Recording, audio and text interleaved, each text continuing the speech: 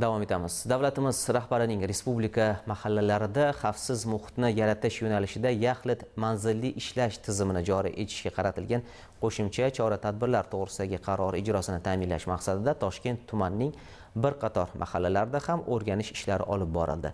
Batafsil navbatdagi lavhada tanishishingiz mumkin. Dastlab tumandagi Jasorat maktabida xotin-qizlarni qo'llab-quvvatlash, ularning ijtimoiy faolligini oshirish va huquqbuzarliklarning oldini olish borasida amalga oshirilayotgan ishlar Chuvalachi mahallasi misolida taqdim etildi.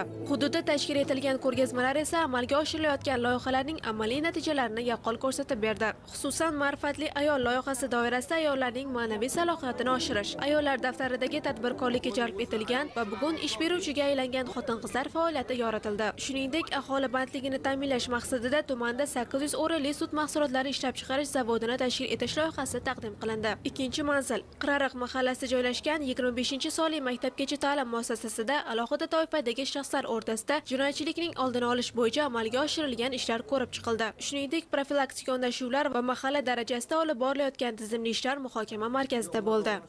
Jinoyatchilikni, narkomaniyani oldini olish masalalari bo'yicha gaplashib oldik. Ikkita maktab ishlab turibdi, ikkita bog'cha ishlab turibdi, sport majmualari tashkil qilingan. Madaniyat saroyida 6 tami 7 ta to'garaklar tashkil etilgan. Bolalarning musiqa to'garaklari, gimnastika to'garaklari bo'yicha maktablarda mana kanikul vaqtlarida 3 oygacha juda katta tadbirlar tashkil qilishyapti.